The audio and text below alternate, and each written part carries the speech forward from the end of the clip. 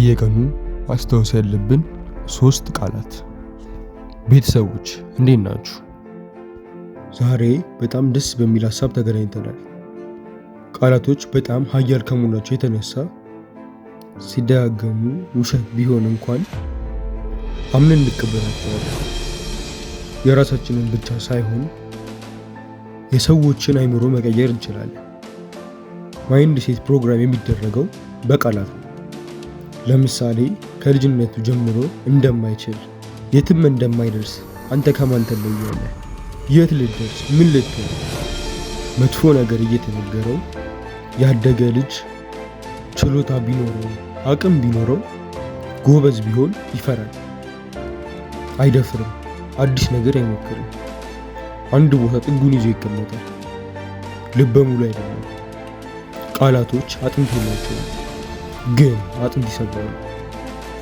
አንዳንድ ልጅ ደግሞ አንተ እኮ ጎበዝ ነህ፣ በርታ፣ በደንብ አጥና፣ ትልቅ ቦታ እንደምትደርስ እርግጠኛ ነው እየተባለ ያደገ ልጅ ደግሞ ተስፋ አይቆርጥም፣ በዓላማው ይጸናል። ለምን? ቃላት ጉልበት ይሆናል።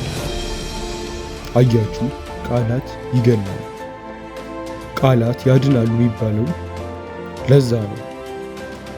ሰዎች በቃላት ብቻ ተስፋ ይዘራሉ። ፍቅረኛሞች በንግግር በአንደበት ፍቅራቸውን ያጸናሉ። ቢዝነስ የሚመሩ ሀገር የሚመሩ ሰዎች በአንደበታቸው የሰዎችን ቀልብ ይገዛሉ፣ የሰዎችን ልብ ይይዛሉ፣ ይማርካሉ። ውስጥ ያለው ማንነት የሚገለጸው በተግባርና በንግግር ነው። አሁን የማወራችሁ 3 ቃላት ስሜታችንን ይቀይሩታል። በጣም ፓወርፉል ናቸው። ኮንፊደንስ ይሰጡናል። በተለይ በየቀኑ በትክክለኛው ቦታ በትክክለኛው ጊዜ ከተጠቀምናቸው ልበ ሙሉ ያደርጉናል።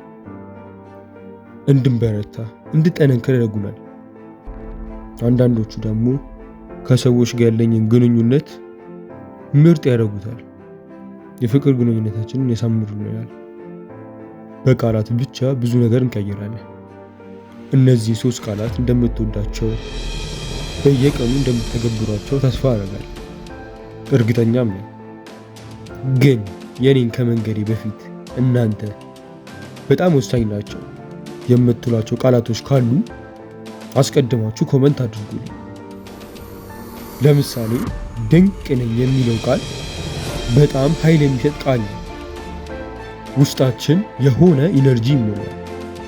እኔ ድንቅ ነኝ ስንል በዚህ ምሳሌ መሰረት እናንተ በጣም ወሳኝ ነው የምትሉትን የሚያነቃቃ ኃይል የሚሰጥ ቃል ከታች ጻፉልኝ።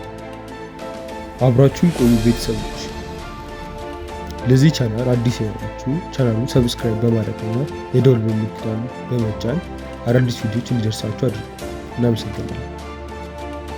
ወደ ርዕሳችን ስንመለስ የመጀመሪያው ኃይል የሚሰጠን የሚያባልለን ቃል የመርከቤ ካፒቴን እኔ ነኝ የሚለው ነው። መርከብ ህይወት ከሆነ ሹፌሩ አንተ መሆን አለብህ። የራስህ ህይወት ላይ ወሳኙ አንተ መሆን አለብህ። አንድ ሹፌር በአንድ ቅጽበት መንዳት የሚችለው አንድ መኪና ነው። ያንተ መኪና ልንዳው ካለ ሊገለብጥ ይችላል። 2 መኪና ባንድ አይነዳም። ሰዎች የራሳቸውን ህይወት እየመሩ ያንተንን ልምራው ካሉ ሊጎዱ ይችላሉ። በሰው የሚተማመን አንድ ቀን መጎዳት አይችልም። ሰዎች አያስተማምኑ። ጓደኞች፣ በፍቅር ግንኙነት ውስጥ አብሯቸው ያላቸው ሰዎች፣ ቤተሰቦች፣ በዙሪያ ያሉ ሰዎች ስለሚወዱክ ስለሚያስቡልህ በቅንነት በመልካምነት እንዲያድርግ ብሎ ሊጫኑ ይችላሉ። እንደነሱ እንድታስብ፣ በእነሱ መንገድ እንድትሄድ፣ በእነሱ ጭንቅላት ነገሮችን እንድታይ ሊያስገድዱ ይችላሉ። ምክራቸውን ልትሰማ ትችላለህ። የሚነግሩን ነገር ልታደርግ ትችላለህ። ወሳኝ የሆኑ የህይወትን ጉዳይ ግን እንዲወስኑላት አትፍቀድ። ምክንያቱም የመርከብ ካፒቴን አንተ ነህ። ሹፌሩ አንተ ነህ። ምናልባት የእነሱ ጥገኛ ልትሆን ትችላለህ። የነሱ ገንዘብ፣ የነሱ ዕውቀት፣ የነሱ ልምድ በጣም ሊያስፈልግ ይችላል። ቢሆንም ወሳኙን የህይወትን ክፍል ራስህ መወሰን አለብህ። ስኬት ማለት በጣም ምርጥ ውሳኔ መወሰን ማለት ነው። ምርጥ ውሳኔ የምትወስነው ከልምድ ነው። ልምድ የምታገኘው ደግሞ ከተሳሳተው ውሳኔ ነው። ለመሳሳት አትፍራ። እኔ ኃላፊነቱን ወስዳለሁ፣ የመርከቡ ካፕቴን እኔ ነኝ፣ መሪውን የሚይዘው እኔ ነኝ በል ሁሌ ለራስህ አስታውስ። በጣም ወሳኝ ቃል ነው።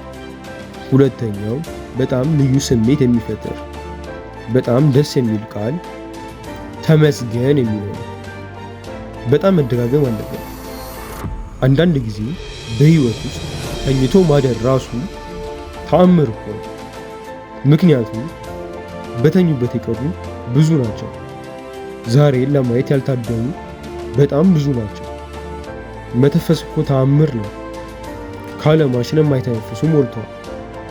በህይወት ውስጥ ነፃ የሚያወጣ ከጭንቀት የሚያወጣ ነገር ቢኖር ተመስገን የሚለው ቃል። አንዳንዴ እኮ ፈጣሪ ባይረዳ ጽናትና ትዕግስቱን ባይሰጥ የማታልፋቸው ከባድ ጊዜያት ነበሩ። ዛሬ ማየት እኮ ቀላል አይደለም። ተስፋ የቆረጥክባቸው ጊዜያት ብዙ ነበሩ። አበቃልኝ፣ ከዚህ በኋላ ወዴት እሄዳለሁ? ምን መውደቂያ አለኝ ብለህ ተስፋ ቆርጠህ አንተ ተስፋ በቆረጥክበት ቅጽበት ግን አዲስ ነገር ህይወት ላይ አዲስ ምዕራፍ ህይወት ላይ ሲከፈት ያየህባቸው ጊዜያት ብዙ ናቸው። ላመስገን ካልክ በጣም ብዙ ምክንያቶች አሉ። ህይወትህን እኮ ከዜሮ አትጀምርም። ብዙ ልምዶች አሉ፣ ብዙ የተማርካቸው ነገሮች አሉ። ማመስገን ከፈለግ በጣም ብዙ ምክንያት አለ። ተመስገን የሚለው ቃል በየቀኑ ካፍ መጥፋት የለበትም።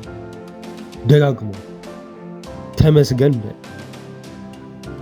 ሶስተኛው እኔ እችላለሁ በል።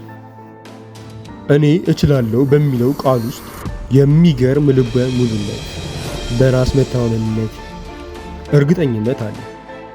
አንተ በራስህ ካላመንክ፣ ለራስህ እንደምችል ካልነገርከው ሌላ ማን መጥቶ እንዲነግርህ ትፈልጋለህ? ከማንም አትጠብቅ። ትችላለህ ሰው እስኪል አትጠብቅ። እኔ እችላለሁ በል። ሙሐመድ አሊ ሁል ጊዜ ልምምድ ላይ ስፖርት ሲሰራ ምናምን ሁሌም አያም ዘ ግሬተስት ይል ነበር። እኔ ታላቅ ነኝ ይላል። ልክ እንደዛ ሲል ከስንፍና ይወጣል።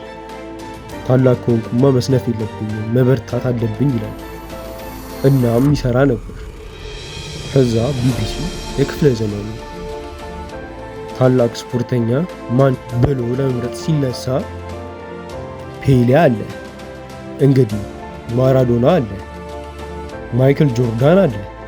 እነዚህ የሚያስገርሙ ልዩ ፍጥረታት ባሉበት የስፖርት ዓለም የክፍለ ዘመኑ ምርጥ ስፖርተኛ ሙሐመድ አሊ ነው ብሎ ሰየሙት ወይም ሸለሙት፣ መረጡት።